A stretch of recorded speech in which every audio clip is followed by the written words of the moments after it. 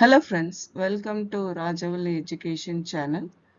போன வீடியோல நம்ம current anti-clockwise directionல flow ஆகுறப்போ aluminum rodோட direction of deflection பார்த்தோம்.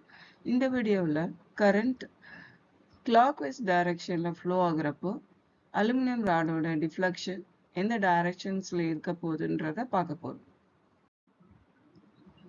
இப்போ பேட்டரியோட டெர்மினல்ஸ் சேஞ்ச் பண்ணியாச்சு. பாசிட்டிவ் டெர்மினல் லெஃப்ட் சைடில் இருக்கு. So current flow from left to ரைட்டாக இருக்கும், அதாவது கிளாக்வைஸ் டைரக்ஷனில் இருக்கும். மேக்னெட் ஹார்ஷ் மேக்னெட் வந்து நார்த் போல் டவுன் சைட்லேயும் சவுத் போல் அப் சைட்லேயும் வச்சுருக்கோம். இப்போ நமக்கு கரண்டோட டைரக்ஷனும் தெரியும், அதே மாதிரி ஹார்ஷ் மேக்னெட்டோட மேக்னெட்டிக் ஃபீல்ட் டைரக்ஷனும் தெரியும். இப்போ அலுமினியம் ராட் எந்த டைரக்ஷன்ல டிஃப்ளெக்ட் ஆகுன்றத நம்ம ஃப்ளமிங்கோட லெஃப்ட் ஹேண்ட் ரூல் யூஸ் பண்ணி செக் அவுட் பண்ணிக்கலாம். இப்போ 4 ஃபிங்கரோட டைரக்ஷனை மேக்னெட்டிக் ஃபீல்ட் டைரக்ஷன்லையும் மிடில் ஃபிங்கரோட டைரக்ஷனை கரண்டோட டைரக்ஷன்லையும் வச்சோம்னா தம்போட டைரக்ஷன் வச்சு நம்ம அலுமினியம் ராடோட டிஃப்ளெக்ஷனை செக் அவுட் பண்ணிக்கலாம்.